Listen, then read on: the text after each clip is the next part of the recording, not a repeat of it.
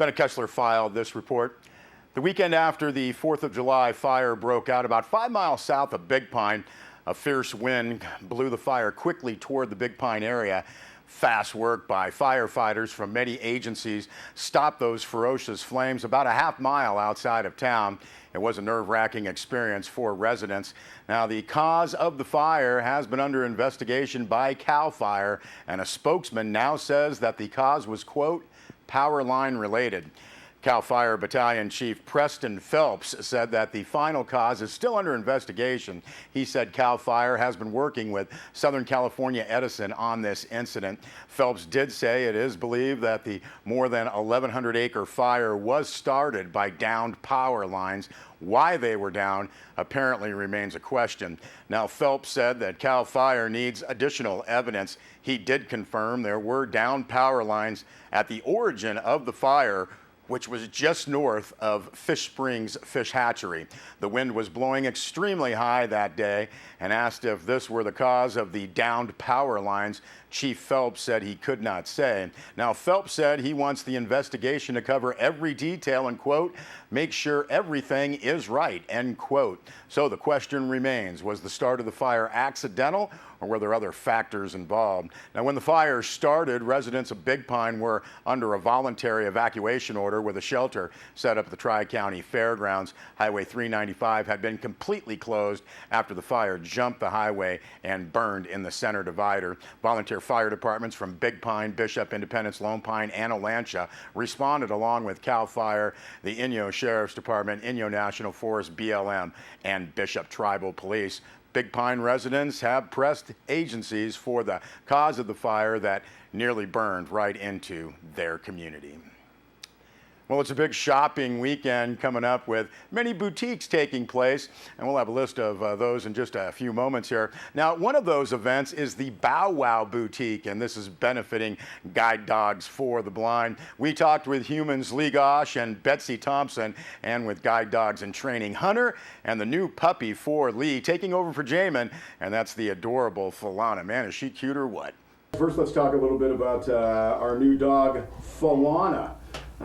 Lee, it had to be tough giving up Jamin, and then boy, within a few weeks, you've got Falana now. No, I got Falana like within 3 seconds. How hard was it with the parting of the graduation from your training of Jamin to let him go? It was very hard. Still to this day, I get a lump in my throat. I wonder how Jamin's doing. I hope she's happy, but she's probably going, I'm with 50 dogs having fun. So she's probably very good. And it was my first one, and it was difficult. Yeah. What kind of training do you give a dog and then goes on to the next training? Basically, what we train him is like to sit, come, stay, to wait at a door, not to go to the bathroom with their vest on. You have to take it off. They can't go with it on. And good house manners. And Falana's just about as cute as they get, huh? Yes, she's 10 and a half weeks old. She was born August 13th. And she almost looks like Jamin, just a little different. Right.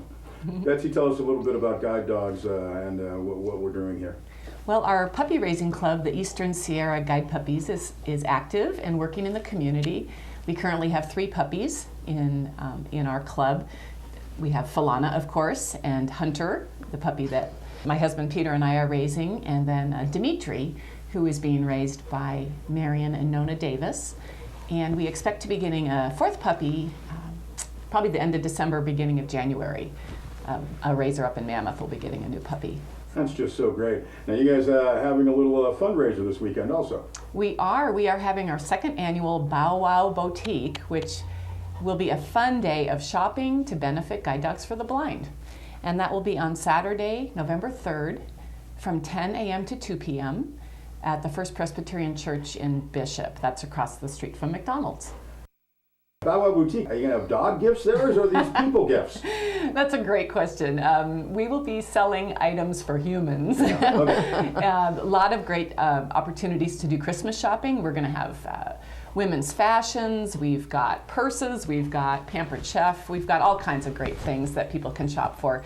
And then a percentage of all the sales that day will benefit Guide Dogs for the Blind. Oh, that's so great. Tell us about Guide Dogs for the Blind and how we got it here in the Eastern Sierra again.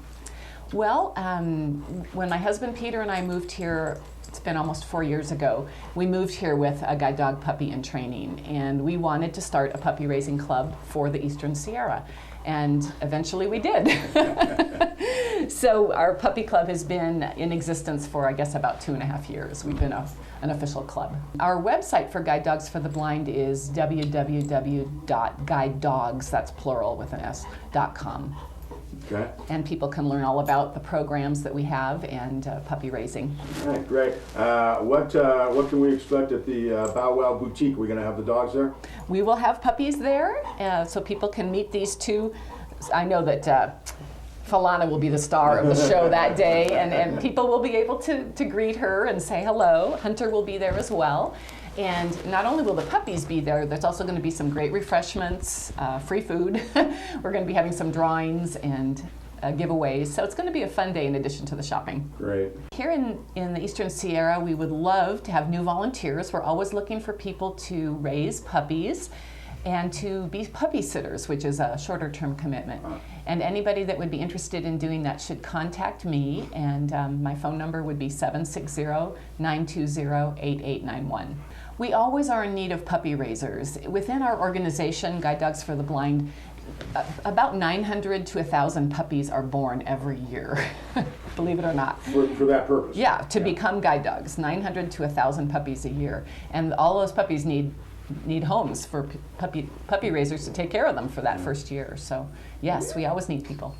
Seems very rewarding. Extremely. Yeah. Yes, and Lee's back for a second try. This She is my did so second well one. with the first one, and now she's on to the second one. And Hunter is our 9th puppy, so we've done it a lot great. of times. Yeah. Well, good luck, Falana, and good luck, Hunter. You're a good dog, Hunter. Yeah, buddy. Well, we thank Lee Gosh, Betsy Thompson, as well as Falana and Hunter for that. Good people and good dogs. Now, also for your shopping pleasure this weekend, again, lots of boutiques, including the Bishop Senior Center annual Senior Center Boutique, and that will be taking place at the Bishop Senior Center Saturday from 8 a.m. until 2 p.m. The United Methodist Women annual Christmas Bazaar Bake Sale and Lunch. That'll be at United Methodist Church in Bishop Saturday from 8 a.m. until 2 p.m. And it's the Northern Inyo Hospital Auxiliary annual Holiday Boutique. That'll be taking place at the Catholic Church Parish Hall in Bishop Saturday, and that'll be from 8 a.m. until 1 p.m. Altrusa of the Eastern Sierra gigantic annual yard sale, 250 Sneeden Street in Bishop Saturday, 7 a.m. until noon. As we showed you, Guide Dogs for the Blind Bow Wow Boutique at the First Presbyterian Church in Bishop Saturday from 8 a.m. until 2 p.m. And also Sierra Suds and Scents. That'll be a holiday boutique at Bishop Country Club this Saturday from 8 a.m. until 1 p.m. Happy shopping, everybody. We'll be back with a weather report.